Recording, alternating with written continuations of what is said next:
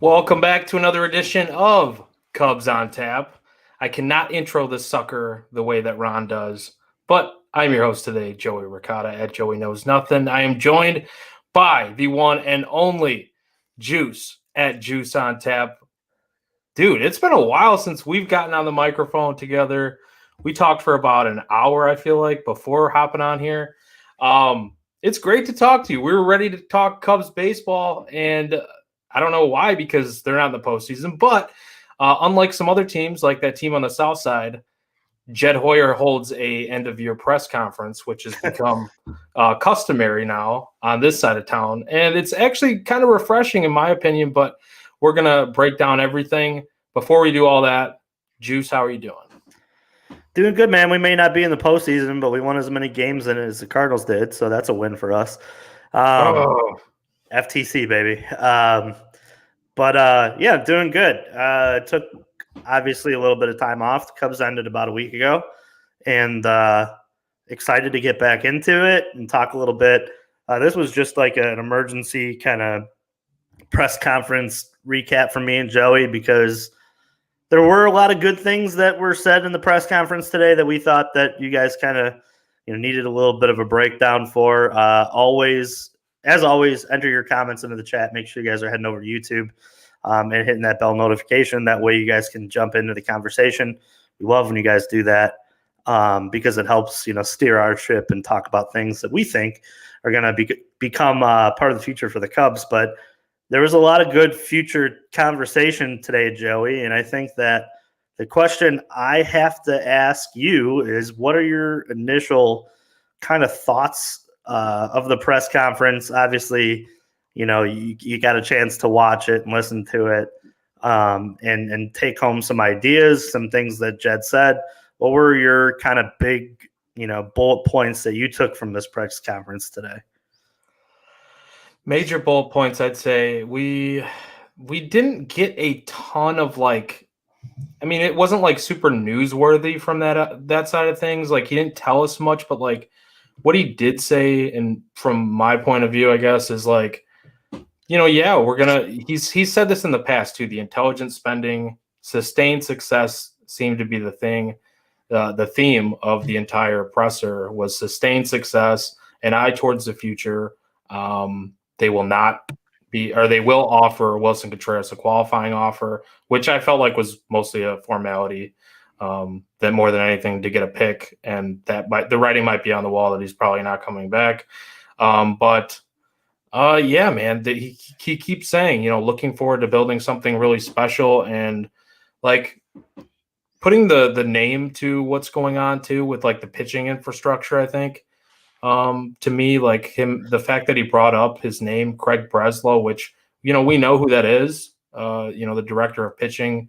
He was named that in 2019, but the fact that he kind of alluded to that and said his name specifically when he was talking about how well the pitching staff did, especially in the second half. He talked about run prevention a lot, and just how good on that side of things everything went towards the end of the season, and what led them to being, 8 games over 500. And I think it's cool to hear him talk about somebody in that light, specifically to kind of understand how the pitching infrastructure is coming together. And like, these were some things that they put in place several years ago that you're just starting to see here at the MLB level. And, some of the guys too that might've been set back from like the 2020 COVID year. And maybe we would have had some of these guys here a little bit sooner, that when we thought, hey, they can't develop pitching, it probably was just delayed. So some good stuff in there overall. I know some people might not have thought that it was that great of a presser. He didn't give like a ton of meat, but Juice, what were some takeaways that you had?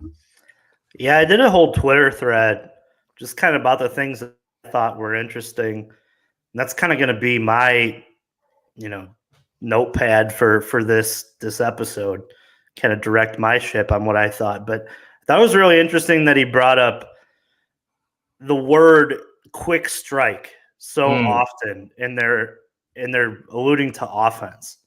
And I think that we can read between the lines and talk a lot about how this Cubs team, They played a lot of close games, and he even said it. He's like, usually you get in a 50-50 clip when you play one-run games. You're going to win 50% of them, you're going to lose 50% of them. And I think the most interesting part that he brought up was good teams run away and beat the hell out of teams in the MLB. And the quick strike kind of makes me think that they're going to definitely, use this offseason to add some power. And I think that should kind of influence who they deem in this top 4, shortstop group that we've always kind of talked about, hinted at during the season as maybe this is a potential move for them. I get torn back and forth, though, because then he goes on a tangent about the rules changing in baseball and speed being, so valuable now that the rules are going to be different and fielding your position is going to be, held at a higher value as well. I think that they're going to do, and I said this, they're going to do a lot of deep dive, I think, on these 4 names. And the name that they end up with will be the name that they feel is the best overall player. And I think that they may end up adding power internally.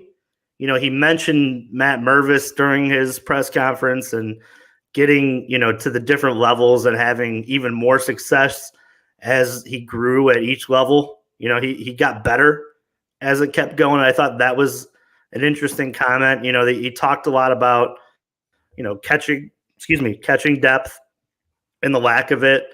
I know that they're going to offer Wilson Contreras the qualifying offer, but I think Wilson's days are done, and that's kind of been the theme of this offseason so far. They're kind of just doing it so they can get that comp pick back from him. But it was really interesting to hear quick strike and good teams blow out MLB teams.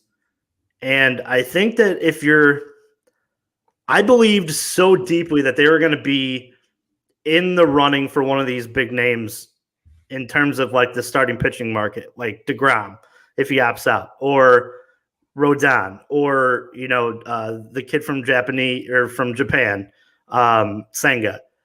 I feel a little less confident that that'll be a name coming back because they talked so much about pitching infrastructure, and they talked so much about how they believe in the process that they're kind of doing on that side of the baseball, that when he throws quick hitting offense and he throws like good teams blow teams out, it makes me think that they've identified the fact that their pitching is growing into its own, and they may just buy talent in their lineup.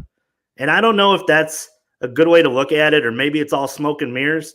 But if you're going to read between the tea leaves of that press conference and try to take back, if you're trying to be the guy that looks back at the end of this offseason and looks at this press and you're like, oh, well, he did kind of say that. That is what he said, kind of here or there. Or this is all just a smoke and mirror, moment for us as fans to just read through it. But yeah, it looks like they're going to go out and look at a shortstop, because then he mentions Nico Horner and his exit interview and how they had like a 45-minute exit interview, which I'd imagine is going to be on the side of, hey, would you be willing to move positions to, second base or, somewhere around the infield if we brought in a guy, and kind of giving him an offseason plan of like, hey, just be prepared. If we get this guy, you're going here, if you know what I mean. And that's I think they just kind of tried to dive into how flexible are you? And if you were flexible, who would you want to play with the most? I wonder if that was a question that was asked to Nico Horner. Like, who do you think you pair with the best?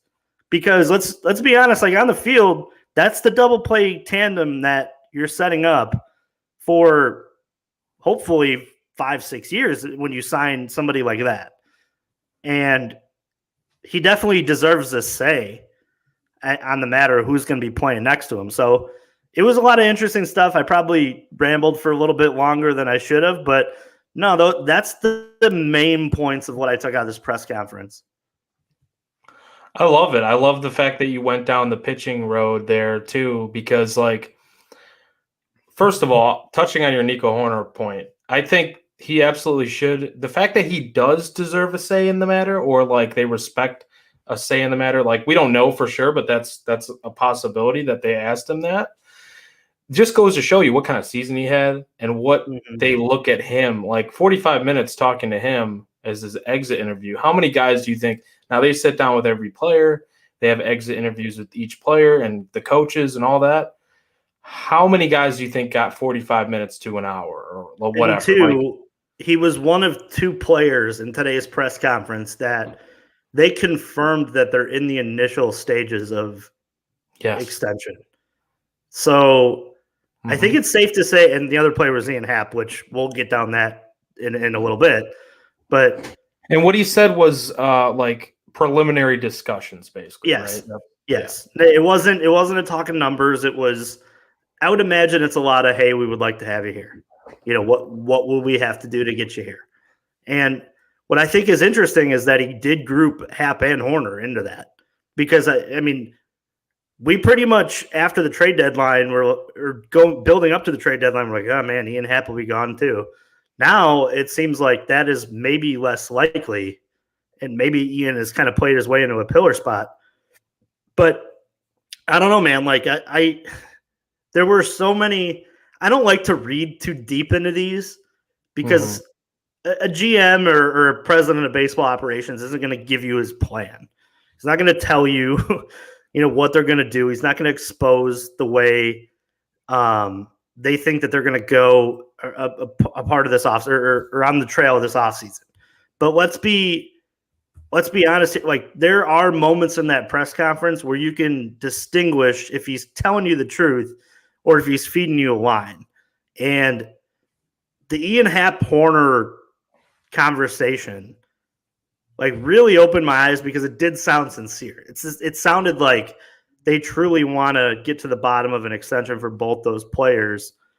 And it's interesting because that becomes that kind of transitions you out of this rebuilding mode, right? That signals when you're extending players on your team to long-term deals like this, it announces to the league that you've identified the talent that's going to be here in the group that the potential free agent's going to play with.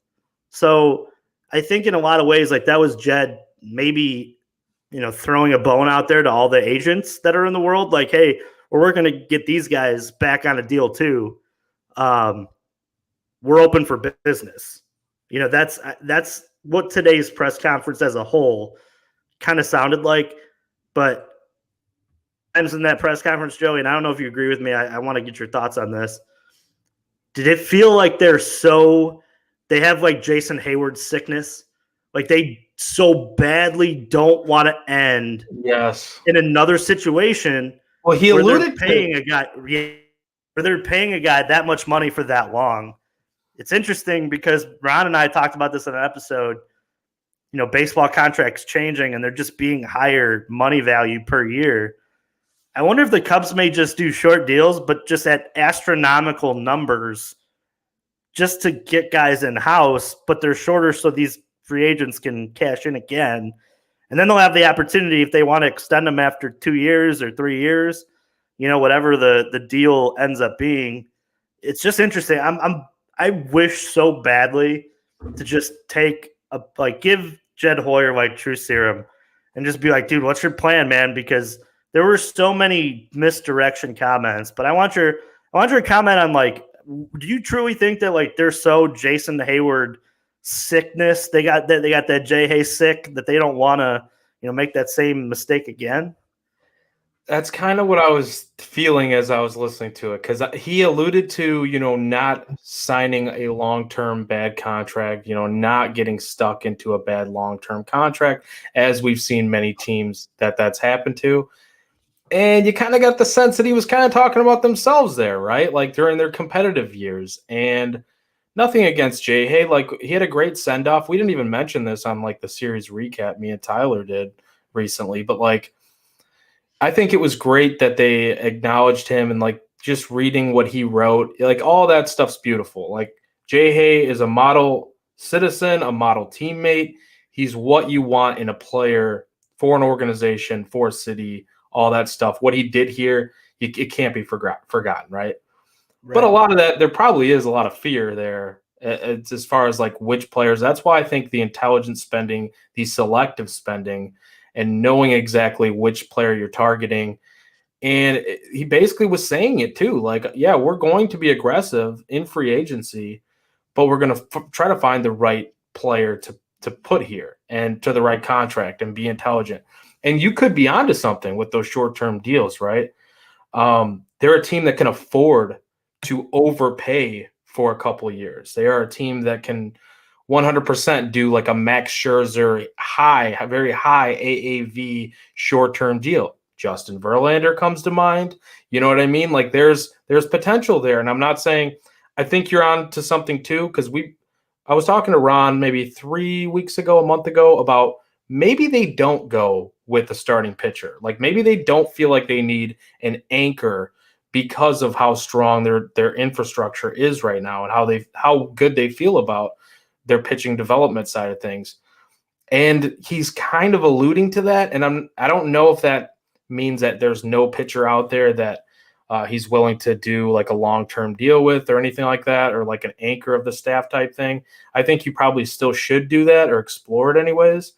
But it opens the door for that, right? Because you have so much pitching depth. And that was another key point that he talked about, was just depth overall, whether it be the lineup, whether it be the pitching staff, and having these guys that go 1 to 3 innings out of the bullpen, and, you know, multiple guys that can play different positions in the lineup, like your Zach McKinstry's, your Christopher Morel's. Like those guys are very valuable, and they didn't have enough depth when they were in their core run of things last time around. And I think they're learning from that with the depth side of things. But I do think, as far as like hitters go, they're being a little bit more protective on which ones they want to give the extensions to, or even in the free agency market.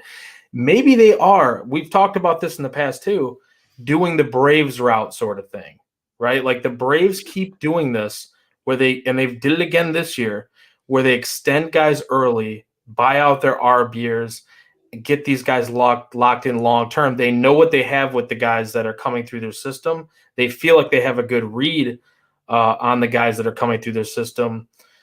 And maybe that's what they're really waiting for, is taking advantage of those young guys, getting those guys extended instead of somebody else's system, taking those guys and being like, hey, you know, you're a part of, you know, we're going to lock in like 3 or 4 of you guys on long-term deals, instead of like, once we get to this time where, you know, Anthony Rizzo is going to be a pending free agent, Chris Bryant's going to be a pending free agent, Javier Baez, what do? We got to trade off the farm. You already got those guys locked in that are fan favorites that came through your system.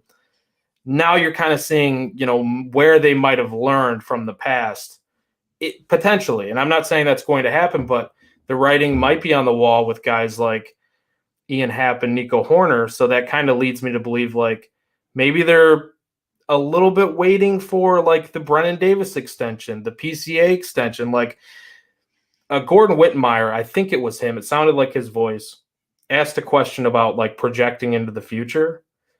And he kind of talked about, yeah, we're projecting into the future. He asked him about like the timeline and stuff. Actually, he went on a huge rambling thing. Yeah, he talked a lot about that 2014 team and how much he heard that like this mimics 2014 going into 15. And he talked about John Lester. I remember that quote that you're talking about. Yeah, and it's like Hoyer made a joke about it at first. I think he said something about that was longer than my introduction to this Harper. I thought that was great because it's like, yeah, you know, whatever, long ass question like that. What are you doing? You're not the only person there, pal.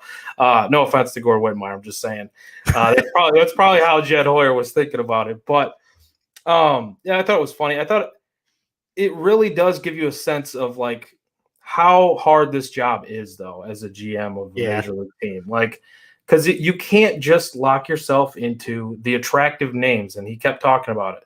You can't just go out there and sign every Carlos Correa and every Xander Bogaerts and Aaron Judge. And like, you can, if you want to be like stuck in a rut potentially in 5 years if one of those guys go down to injury, but you don't want it to make your entire team. So I don't know, Juice. To answer your question, like I'm still left with maybe more questions than before, but like at the same time, I feel like they feel very confident what their pitching is, and that's going to lead them to right now. They really do want to improve the bats, I think, more than anything. I don't want him to come back. Fast forward all the way to next year's end of year press conference. Who knows what it ends with, next season, making the playoffs, not making the playoffs, World Series run, whatever. But I think the most disappointing moment of today's press conference was that he had to explain of all of what they missed out on last year. Mm-hmm. And that's not what I want for this offseason. I want him to come back, beginning of the year press conference, going into the year, and I want all the comments to be, we did it. We hit every note that we wanted to hit in this offseason. We got the team some talent. We feel like we're going in the right direction. And that's where this Cubs team is. I want explanations of, hey, maybe the market wasn't Cub friendly. And to point at the deals that are made and go, hey, listen, we just didn't want to bog ourselves into a 7-year deal if that's the case that a Correa or a Bogarts or Turner is going to get. That's an expected, reasonable answer to give a Cub fan, right?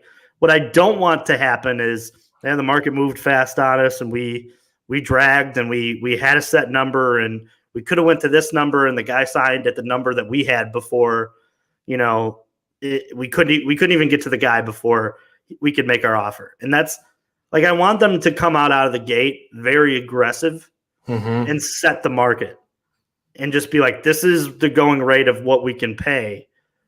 But I want it to be smart. If there's going to be some idiot team out there that's going to give $400 to $500 million 10-year deals, tip your cap and just say, all right, go ahead. That's because a lot of times, buddy, those don't work out. They really don't. But there's going to be a guy that's left out of this group of four that his market isn't going to be maybe the best, but is a good player that they're going to get at a good rate that's going to help them win ball games. And I don't know which one they identify as that. And I think the most interesting part of the presser was the talk about the evolvement of the game so often as well. I mean, he talked about the bigger bases. He talked about, the emphasis on defense. And I look at those four names and I just go, all right, well, which one have they identified as all of those? What's the defensive run save guy? Who's the power name that if they're going to add power, that's the name that they're going to add. And I think just to preview what Cubs on Tap's is going to be like all the way up until December when winter meetings happen, free agency opens and all that. That's what this talk and this deep conversation is going to be about, because they absolutely are probably going to be in the market for one of those shortstops. The way they talked about it in today's presser, that's just the truth. And I think Jack even put the comment in the comments there as well that they're going to get a shortstop. That's and I just want them to come back at the end of the offseason, just go, so and so was our guy, we got him, he's here. That's and if that's the case, yeah. And if that's the case, then you got to feel confident as a Cub fan, because this is the Cubs front office that has identified the scrap pile that have come in and pitched well. This is a group of talent evaluators that is very damn good at their job. And to sit and say oh, we missed out on this guy, we missed out on that guy, I think it won't be because they didn't do enough information dig on each guy. It won't be because they, didn't know, the projections for each one and which one was going to get better and which one was going to, stay at the plateau they're at. I think it'll be because of injury. I think it'll be because, the player never committed himself to getting better. And I think those are all things that, while we're looking at these deals, we're going to have to we're going to have to, at Cubs on Tap, dive deep into and just kind of get an idea of which one fits the best. Which one is the one that you could smack in that lineup and go, all right, like we're ready to go. Because that's exactly what's going to happen in this offseason. And what's completely okay with grabbing one and grabbing a few more smaller pieces and not spending the whole wad of cash that you have. I'm also okay with that. Like if they get two guys that are A plus chips to put in this lineup or in a rotation, and they look at the market and they go, well, the rest isn't for us, and we want to just roll over this cap to next year when there's still a great group of free agents that'll be there as well. I'm fine with that. But I want the plan to become even more visualized. I want to see it. Like I want to see more of this. And I think this first step was today, him saying some things that kind of give you the 10,000 foot view of what the franchise is looking for. And now we can start to, narrow it in and just see this is what they value more than the next. And I think that will, by then we should know at Cubs on Tap what the roster is going to look like. And then we can go, all right, well, they're not good at this. They're going to have to get better at this. That's exactly what this offseason needs to be about. It's like the Bears. There's talent that just needs to be added to this roster. So there's some decent pieces, right? You talk about Justin Fields, you talk about, Roquan Smith, and you see some growth out of guys like that. Mooney, you see growth out of guys like that. And like, those are the Nico Horners. Those are, the Seiya Suzuki's, Ian Haps. Now it's all about just adding to that talent that you've already, grasped at with tons of cap space, and just identify who fits, who doesn't. And then let's get on the move and let's try to win a division.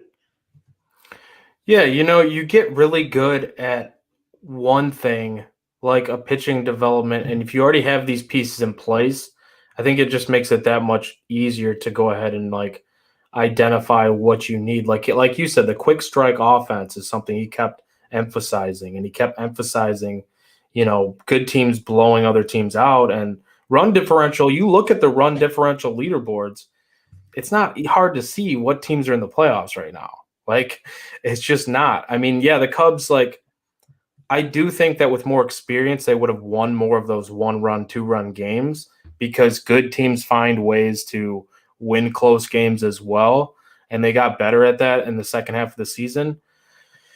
But, he talked about, riding this momentum into free agency, and we feel good about where we're at. And I think that's kind of where we all are as Cubs fans. And I just want to give a quick shout out to a lot of the people here in the chat too. Thank you guys for tuning in.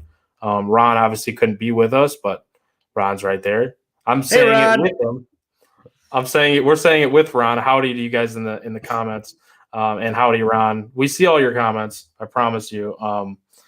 Mash Mervis and Brennan Davis are killing it in the Arizona Fall League, says Jeremiah. Is Brennan Davis okay? Because I saw he was removed from today. I saw that. Was it yesterday? Sure. No, it was today. Yeah.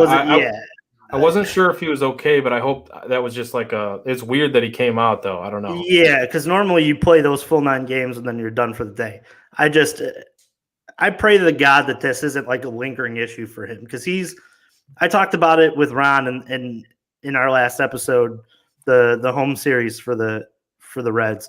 He's a huge piece, because if you're looking at adding power in the lineup, that's a guy right there that in your system could add, 25, 30 home runs if he's right. He's that powerful. And it's a 5-tool player. 20-plus bags while you're at it with the speed element. Yeah. Right. I mean, he solves a lot of problems. So I hope that this back thing just doesn't start to become like the downfall of some of the prospects we've seen. I mean, it gives me, I don't want to bring up a name that may hurt us, but it gives me like Corey Patterson vibes. Like, remember when Corey Patterson was that 5-tool guy and then he just couldn't stay healthy? Yeah. I loved Corey Patterson. I thought he was so damn good.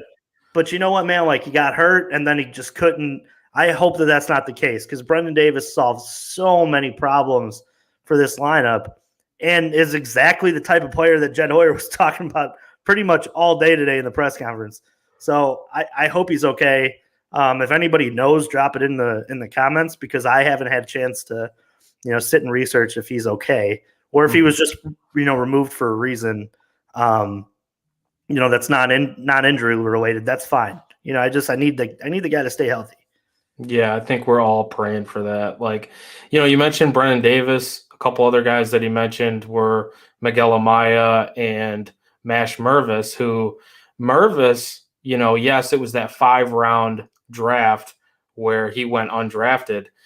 Hoyer went on today and he's like, yeah, I've basically never seen a guy surge through the minors like he has this season. And the way he bounced back after a rough 2021 in the minors, they sent like a whole team after him to get him signed, like within 4 seconds of the draft ending, or when that process started to get the undrafted free agents. So I thought that was really cool, because it just goes to show you that when they identify somebody as a target, like they're identifying, like they know what talent looks like you said. It's just all about which guys they're going to be identifying this offseason as far as free agents go.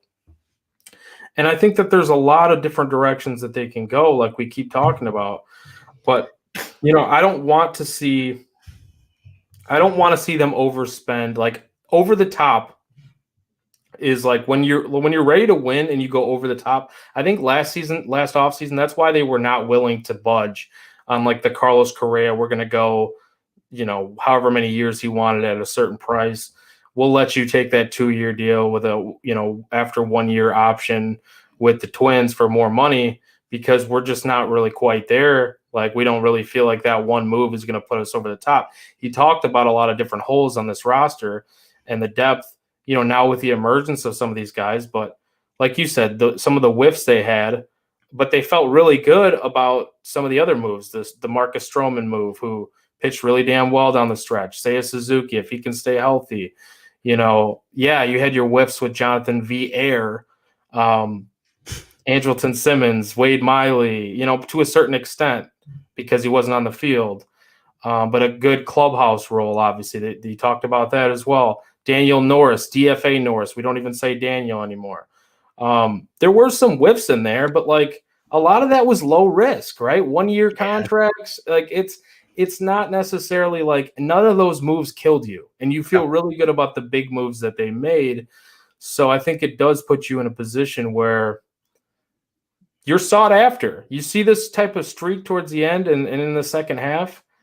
Free agents see that. Like, they see you need like a piece here or there. They know Ian Happ was an all-star this year. They know Nico Horner's potentially in the running for a Gold Glove. All they have to do is talk to that agent, or talk to, like, it's not hard to find this stuff out of how well a team is actually playing, just looking at the numbers even and who you play against. Like, they see the competition. So I do think the Cubs are a very attractive place. You just have to, like you said, don't go over the top, but it shouldn't be hard to sell a free agent on the Cubs, especially when you have the money. So I think they're in a pretty good spot here. What do you think, Juice?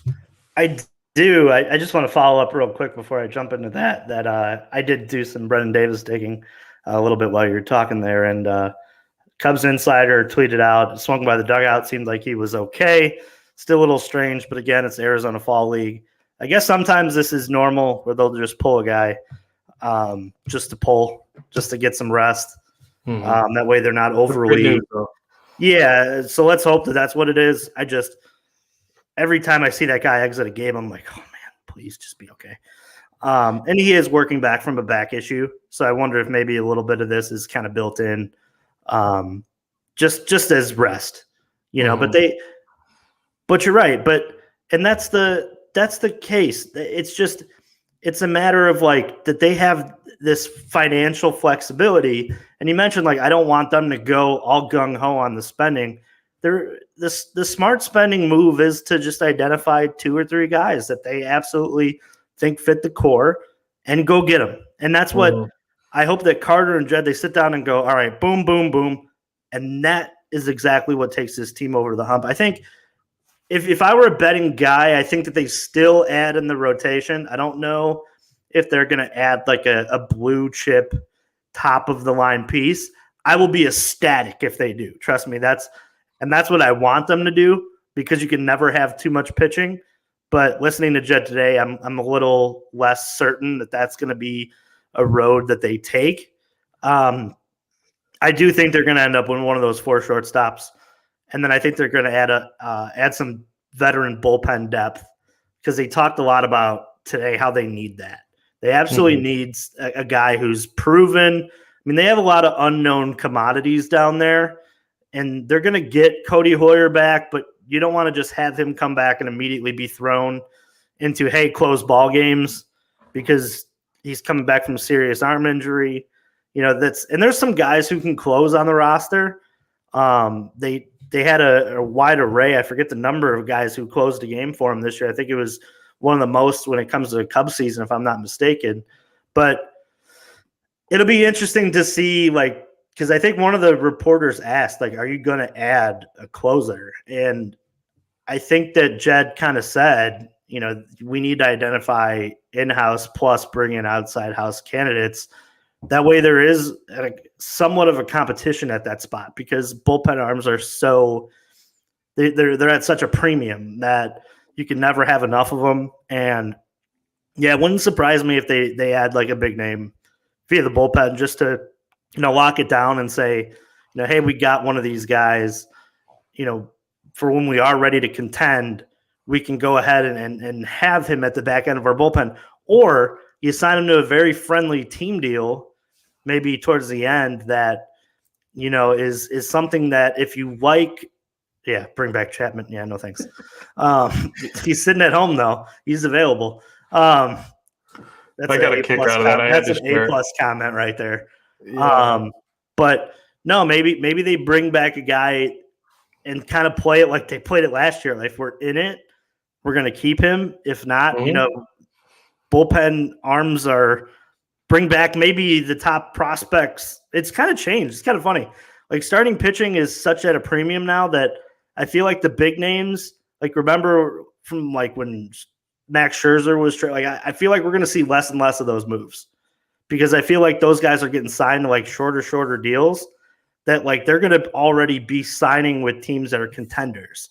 So they'll be way less likely to jump off ship or have that flexibility to jump off. I think we're going to see less and less big name pitching names bring back prospects. And now we've kind of seen, like, with the Efros trade and with, like, even going back to Chapman, I know we laugh about it, but like, that guy both those guys brought back like A+ prospects back. I mean, you look at Hayden Wesneski for the Cubs now, and they're looking at him as like, a very potential staple of the rotation.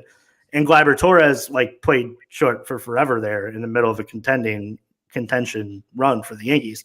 So it's interesting to me to, like, the way that trade market's kind of changing, that if you do bring in like a big name and it doesn't work out, there is such like a premium prospect that can come back for controllable bullpen, like, guaranteed arms that, pick up the ball and do a good job of closing the game out. Or, maybe they add to the riches like the White Sox tried to do with Kimbrel, is you have Liam in the 9th and, Kimbrel in the 8th. I mean, it didn't work out, but on paper, the theory works, right? I mean, most of the time, if you're able to identify which player is more comfortable moving to the 8th or into the 7th or just being a high leverage arm, you're able to do it. The problem with that is Kimbrel is so got to be in the 9th. He's 9th, and 2, he's getting older and his velocity is less than it was. Like, the timing of the deal didn't make as much sense, but.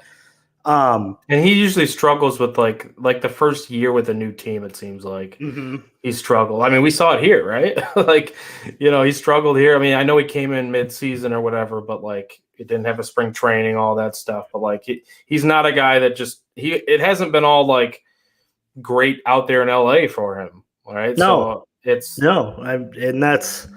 but just to go back to like, I think they absolutely are going to dabble in that bullpen market. I saw a comment here about Edwin Diaz. Is that too expensive of a name, or do you see that as like a potential fit? He is a free agent. I may be the worst at like projecting player like monetary value. I may be like the worst It's tough, ever at man. doing that. It's tough Like though.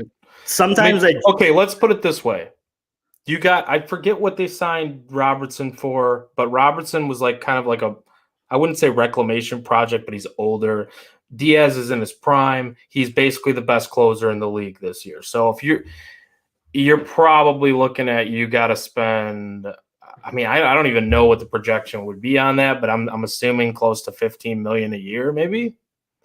Yeah, I mean the problem is that I think that they're going to be more invested in the left-handed market for the bullpen than they are in the right-handed market, considering that a lot of their names are right-handed. Like, I mean, essentially it's everyday Hughes from the left side there and nobody else that you could legitimately mark as somebody who you can trust going into next year. You know, we liked Brault. We saw some good things out of Brault, but I mean, like I said, I think there's a name out there that I would love to see back in a Cub uniform, and that's Andrew Chafin. Like that's the name that from the left side that I would love to see back in a Cub uniform. He's the one guy I've identified as, yeah, I would be willing to sit down and have a longer term conversation with him because he seems to be just ultimate journeyman ever since he was traded here. I think he was on Detroit now this year, if I'm not mistaken. Yeah.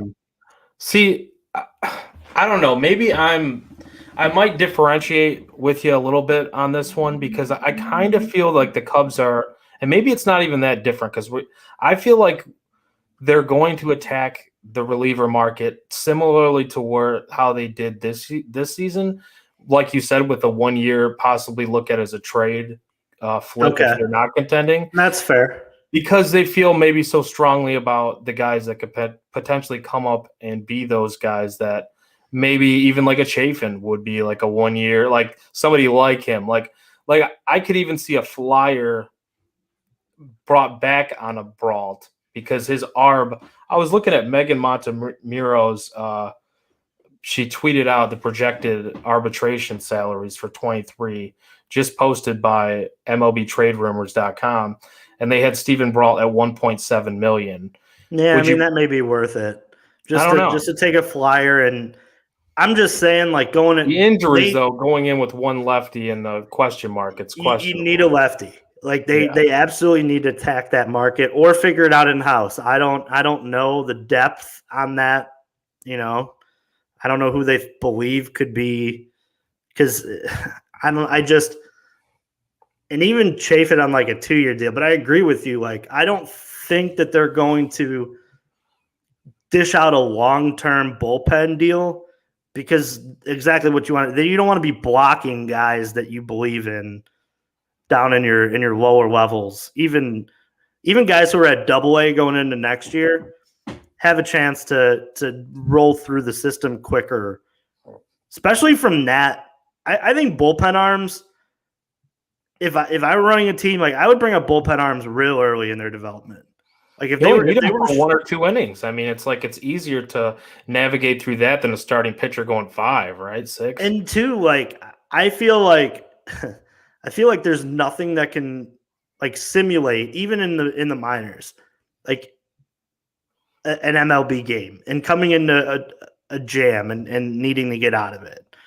So if you're able to control and you have 3 decent pitches and you have a good, physique of like your emotions and your composure coming into a game, like I think those guys should move through the system really quickly.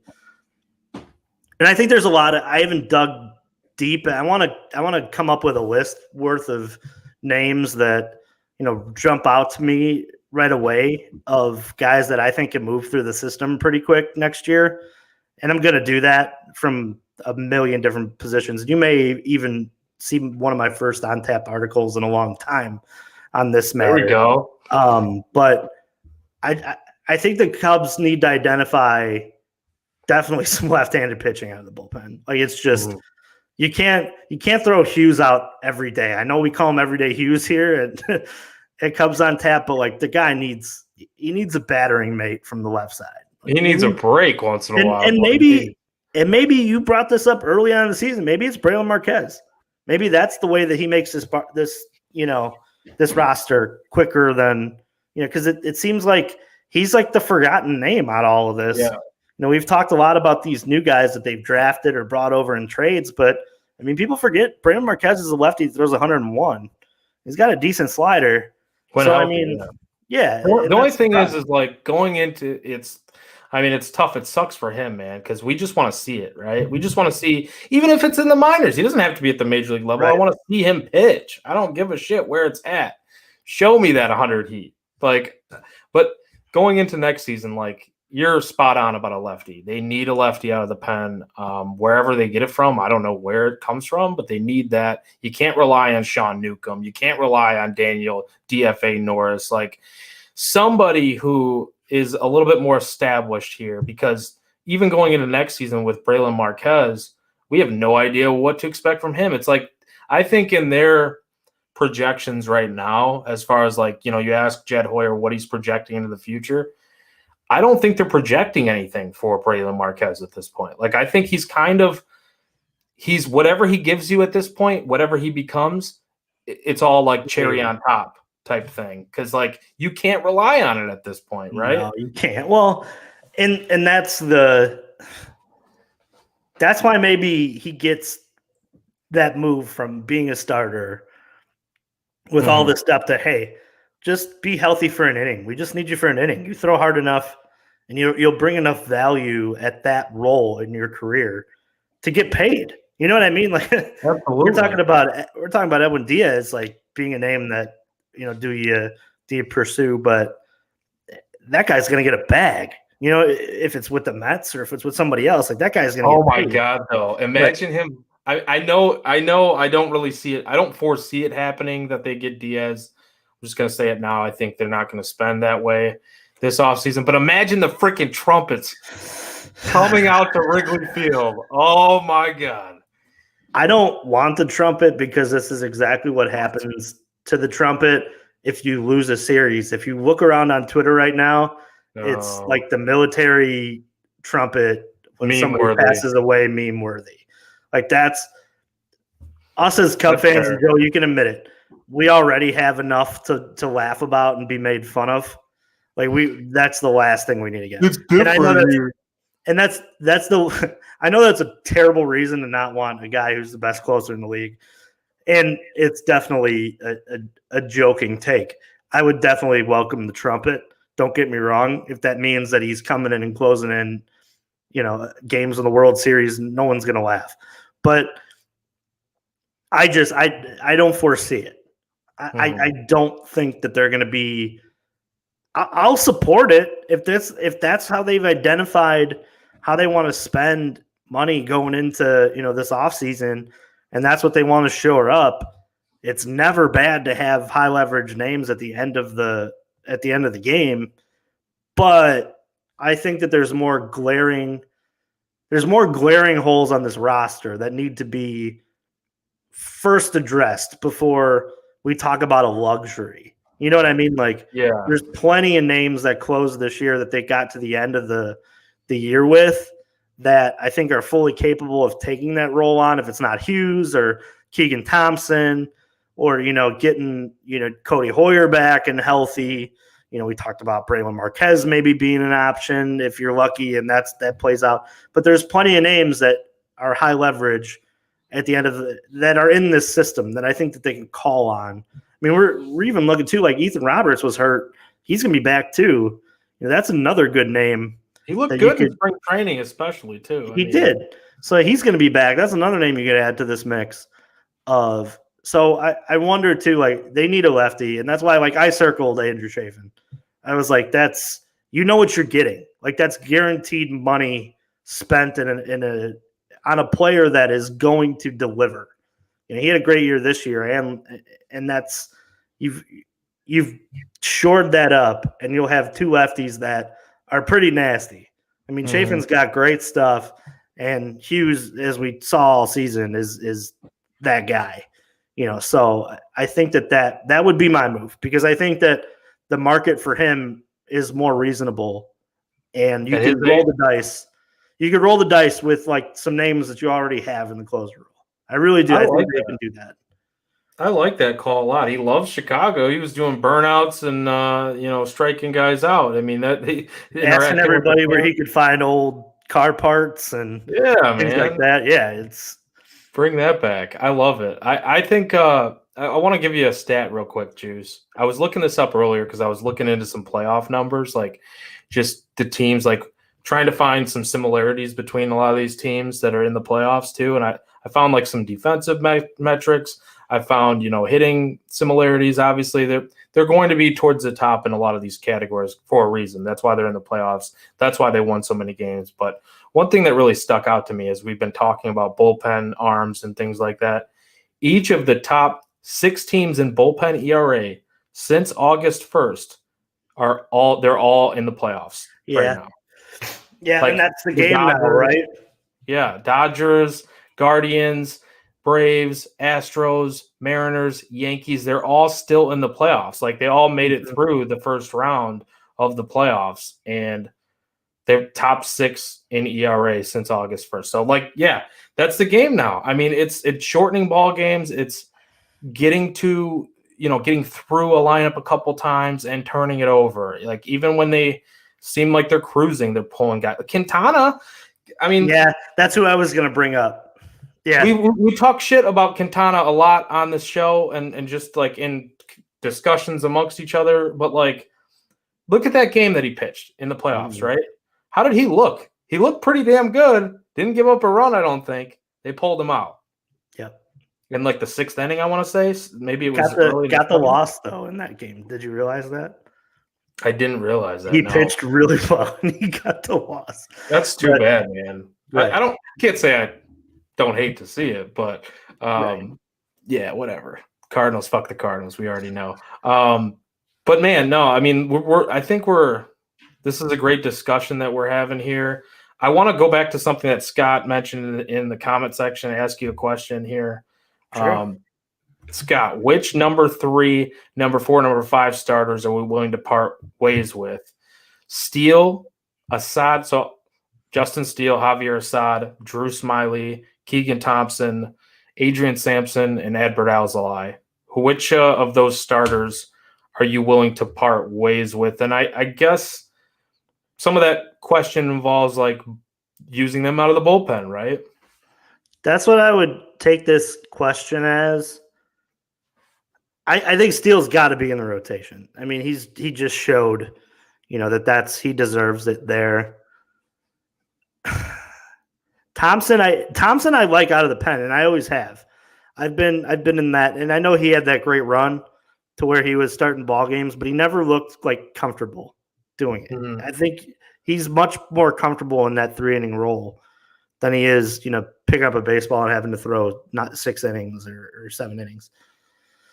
Alzolay, you just can't trust. I mean, it's a matter of like health and development and that. I like him, but I like him again out of the pen. I do. Assad, I just haven't seen enough, and I want them to bring back Smiley. I want them to bring him back as another depth piece. What if that's your lefty out of the pen? I don't know if that's. I don't know if I like that because that's. He's so good as a starter, and that's what he's comfortable with. And he's older. I mean, if he were a young player, you're messing with his role at this stage. Yeah, and Sampson's he's earned every second of being able to compete for that last spot. I honestly start to worry where's Kyle Hendricks going to be in this rotation. That's what I'm saying, dude. Me and Tyler talked about it. That's the question. He hasn't thrown yet. They mentioned that. That was another thing in the press conference that was brought up. He hasn't thrown yet. He's going to have his full off season and try to come back at it from his normal, place of work and how he prepares for each season. It'll be interesting to see. I love Kyle so much, and I'm so thankful for everything he's done for this team. But man, there's just an embarrassment of riches that were shown in the second half. With that said, it was the second half in a more favorable schedule, you start to wonder, like, are guys like Assad and Sampson products of like who they pitched against?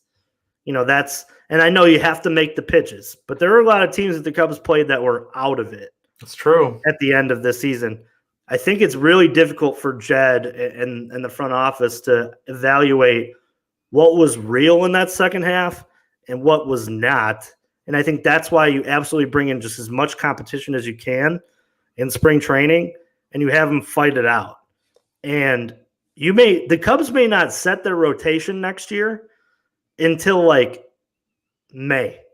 Like they may not figure out who's going to be their strong five until like May. Because so let me ask you this question, and I agree. Well, let me ask you this question though, because we know Kyle's a slow starter. If he's healthy, he usually struggles in April. Kyle Hendricks is healthy. He's pitching. He's struggling. What's the leash? Is he out of there in late May? Is he out of there in June, late June? What's the leash? I think Kyle's going to get a lot deeper run and a lot more chances than anybody else would. Got to remember, David Ross is the manager. Played with Kyle. He loves Kyle. Loves the way he competes. Also, too, like, I'm not throwing shade at Kyle Hendricks. If there's anybody who's going to figure out how to get it right, it's Kyle. He's that competitive. He's that smart. He knows what he has to do. He's just got to be healthy, and he's got to, get back to being the Kyle he was. I think he's going to get a good chance to make this rotation. It wouldn't surprise me if maybe he gets outpitched and still is in the rotation based on just merit, which that's exactly what happened on the South Side with Dallas Keuchel, and we all know how that, turned out. But we have to remember we think that they're ahead of schedule, and they are. Yeah, right. It's hilarious in the comments here, yeah. Jeremiah. Imagine the greatest closer ever, Kyle Hendricks, striking out Aaron Judge with his 87-mile-per-hour fastball. I can tell you one thing I'm pretty damn sure. Yeah, I don't think he's even touching that. One thing I can tell you for sure, Kyle Hendricks always struggled in the first inning. That's like where he struggles. I don't see him as a reliever at all. No, that's. But I know he's joking about that. But I just I look at. I know that's a terrible way to do business, is to do things on like what they've done for you in the past, not what they're doing for you in the future. But that's a really touchy name. Like we think Wilson Contreras and Rizzo and Kyle Chris Bryant were really touchy names. You're talking about the guy who pitched his way into the World Series and pitched Game 7 of the World Series and probably would have went like 7 or 8 if David Ross didn't pull him early. That's a really touchy name. And he'll get – I related a lot to like the John Lester treatment. Like remember John Lester was terrible in that second half and he still got more and more opportunities to take the ball. Like that's what we're kind of dealing with. That's the same kind of template that I think that Kyle will be on. The problem is that there may be some really healthy names that are behind him. Like, yo, dude, time's up, man. Like that's the part that I think will get frustrating if he does struggle, because we all love Kyle Hendricks.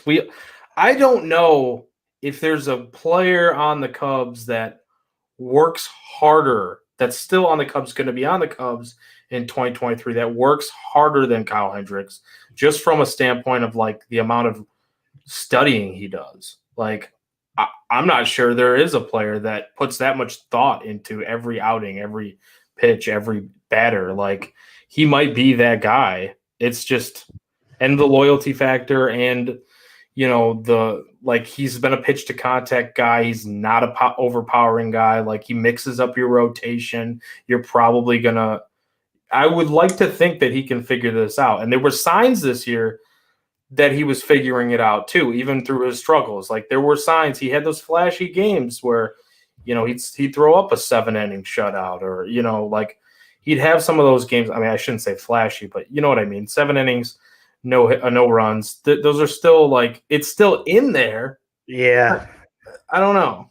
Joey, I think that Kyle Hendricks may be the one who loses the most out of these rule changes too. I mean, the whole shift thing, pitching to contact, like he's the prototypical. All right, the guy pulls the ball. I'm going to jam him in on his hands. Mm-hmm. I have 4 defenders over there. I'm making that pitch. Like I think. You're right. And now that you really can't do that, I think Kyle Hendricks loses. Baseball is going exactly where it's going exactly where I think that the game should go. And I think that in terms of like having overpowered pitchers that you're hoping you can sneak a single through, like as a hitter, I think is going to help the hitters. I think we'll see batting averages rise next year because there is no shift. But like, I think that if you're going to build a team, you build it with speed and a lot of 5-tool guys in your lineup, and you have just flamethrowers as starters, and you have guys who throw even harder out of the bullpen. Because like that's now with no shift, like pitching to contact, I don't think is a recipe for success. I don't. I really, and I think that there's going to be way less chance for teams to, we talk about, batting average balls in play. And I think there'd be way less chance now to see that number in favor of a pitcher than there is, ever, because now you can't move your defense around. So you would think that would benefit Kyle more with the shift, like having the shift, not having the shift. I agree. I think you're making a lot of great points there. I think, it's going to be something that the Cubs are definitely going to take a long look at. And I would just I don't want to sit and harp on Hendricks so much. This is supposed to be about Jed Hoyer, but like, I don't want people to get out the pitchforks. I don't want Kyle to have that type of send off. That's kind of, I just hope that like they put Kyle in a position to where like whatever you get out of him is just gravy. Like have 4 prime names, and then you have Kyle Hendricks as your 5th. Like go out and get a top name. I know I talked about I don't think they're going to do it. I want them to do it. But like go get a top name. Have your first 4 be, a combination of whoever you sign, Stroman, Steele, and Wesneski, and have Kyle. Who's that guy? Sorry, who's that guy in the league right now that strikes me as a Kyle Hendricks type? Who's that? Pitching. He's on a contender right now. He's in the postseason, but he's not like a frontline guy for them, in my opinion. And I don't think he's really being used that way. Marco Gonzalez. Yeah, that's a good callback there. Pitch to contact. He's not. Yeah. He had 15 losses this season. Mm-hmm.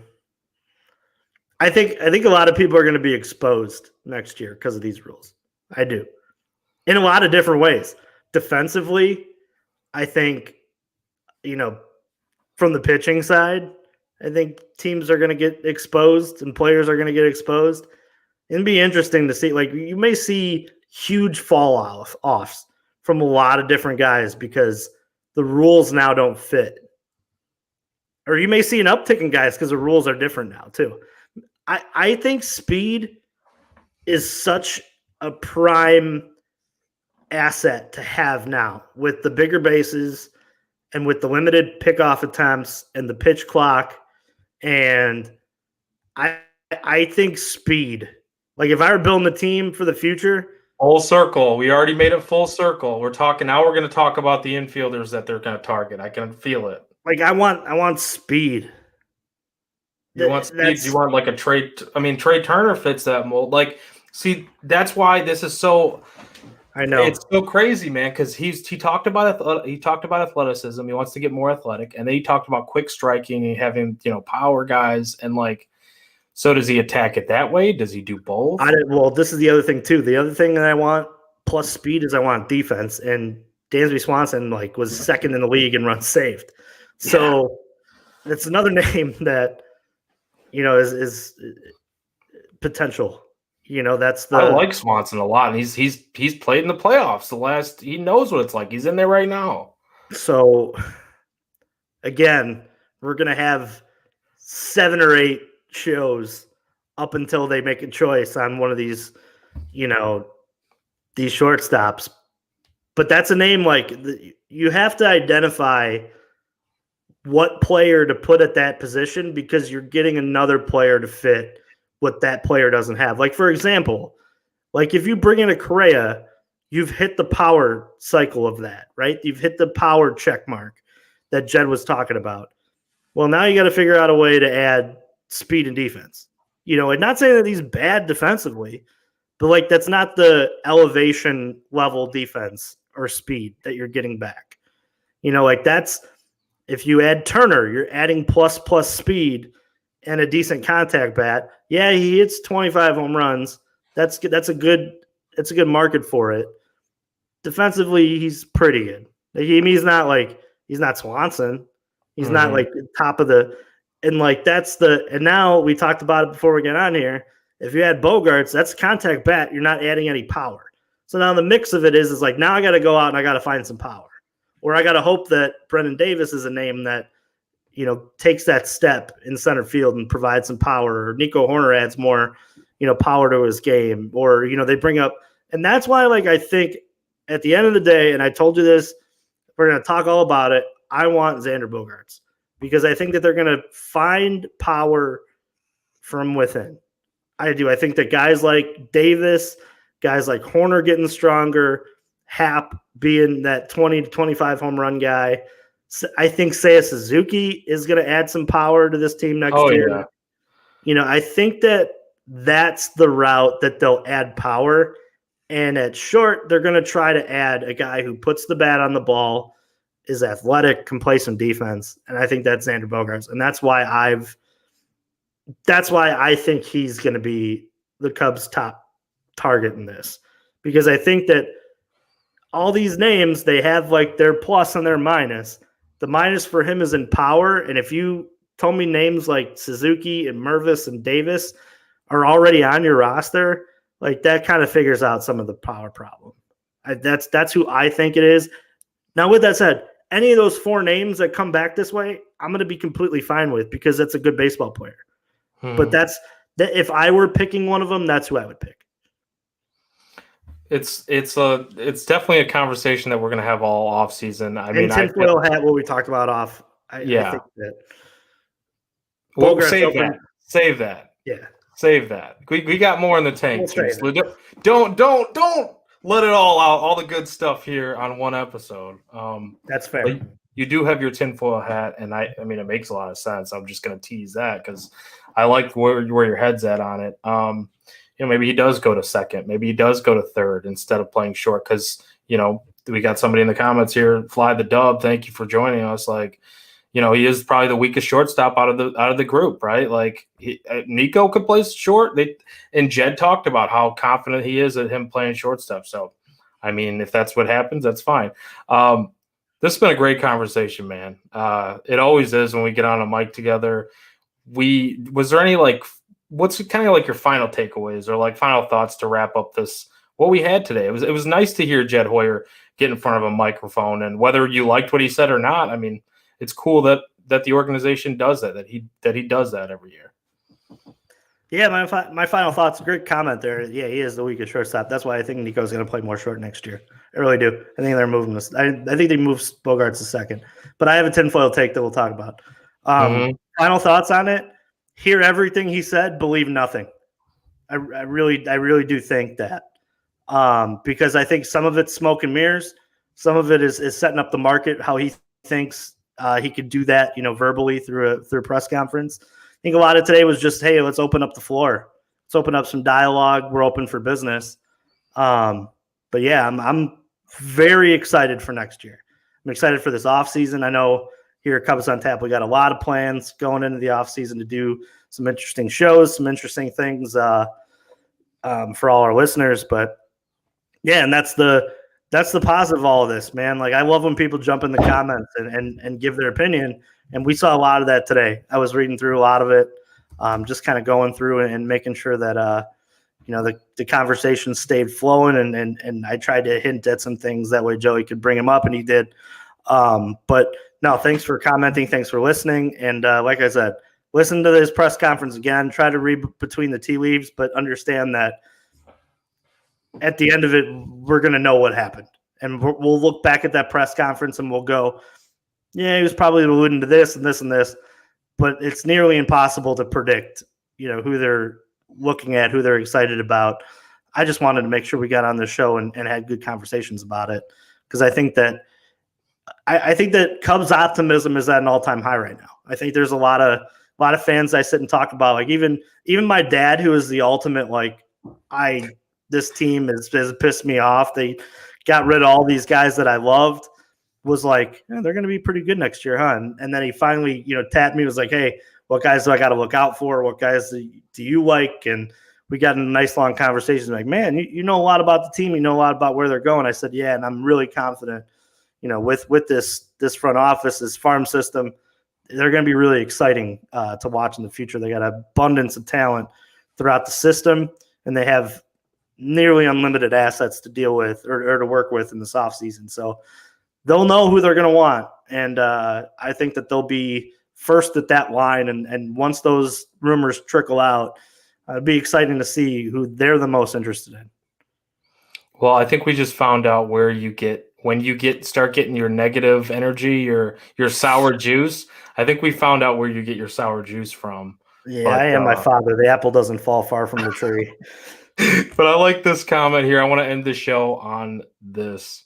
2023 NL Central champs, Scott Crawford says, love it. You never know, right? Like the additions that we don't know that they're going to make, or we don't know what they're going to do, they could potentially put them in a position to do so, because the Central's there for the taking. I think that's what's so exciting about this time period for the Cubs, all the potential coming through, like you mentioned, and just what the unknowns, the unknown factor that, like, watching teams like the Guardians and the Mariners, and now what the Orioles are starting to do, and all those teams start to kind of bud. It's fun. Like, it's fun. You can tell that with the team that has like a bigger budget, they can do some things. And I think that's why Jed Hoyer, when he addresses the media, when he does these press conferences, you kind of see like a little smile. Like he's by no means going up there like, oh man, like I got to field these questions. I'm under fire. It's like, no, I have a plan of attack. It feels so much different here as a Chicago Cubs fan than it does as a fan of any other team in this city. It just does. It really is different here, Juice. But with that said, Juice, any other final thoughts before we go ahead and wrap this show up? We did it over an hour. A freaking press conference, an end-of-year press conference. We sat here on a microphone for over an hour. I think every off-season show is going to be this way, over an hour. Yeah. A lot of long conversations, and they'll all come back to the front, like I just said, that we know nothing. And nobody knows nothing. We don't. And it'll be interesting to see. But I just want to send a huge thank you to the Philadelphia Phillies for taking care of business, sending out that hack Yadier Molina to his retirement, the most overrated baseball player of all time. And, I'm so happy to see that we don't have to deal with those guys anymore. Pujols, no more Yadier Molina. And, yes, his name still is Al. I don't care how many home runs he hit this season on HGH. He still is Al Pujols. We're not saying he's on HGH, remember. We're just saying. We're not saying. We're just saying. He's out of the league now. He's not getting tested. He was on HGH. We can just talk probably.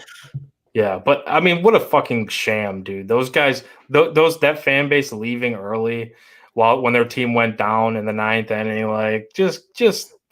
I'm best so fans happy. In baseball, Joe. Best fans in baseball. Oh, can't forget that. That'll be the first one to remind you too. Jesus. My ass. Yeah, I'm so happy it's over. Thank the Lord. Juice, I want to remind everybody that this podcast is sponsored by OnTapSportsNet.com. You can find all your Chicago sports needs, wants, everything like that on OnTapSportsNet.com, at OnTapSportsNet on all social media platforms.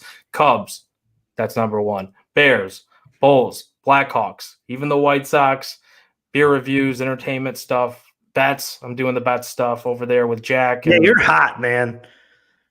I'm hoping to get hotter here. Jack just got an outright for golf. So shout out to Jack. We're going to be doing a show tomorrow for on tap golf and on tap bets, previewing the next tournament, the Zozo Championship. So be tuned in for that. Try to check that out. Hop in the comment section live with us and go over if you want to play some wagers on golf. Go ahead and do that. But we've both been pretty hot with golf, so it's been a lot of fun. Same thing with football has been, a fun ride so far. But yeah, Juice. I mean, we are Cubbies on Tap. We didn't have Ron, we didn't have Tyler tonight. Check out those guys and all the great content contributors that we have for, Cubs content at Loose on Tap, at Teddy Freddy 270, Bulls at is it Bulls Guy Rob? I think. Brandon I think M. it's Cubs and Bulls guy Rob, right? Cubs and Bulls Guy Rob. Okay, I forget. Yeah. I think I think you're probably right, but it's Rob Wegley. You can check out his content. He does great work with the prospect articles and all that. Juice is at Juice on Tap. I'm at Joey Knows Nothing. That's without the G, N's, and IN because that stands for win, baby. We are Cubbies on Tap. CUBBIES on Tap. And one more thing, I just want to let everybody know, thanks for listening, but we are going to take a little bit of time here now. We need just to step away from Cubs on Tap.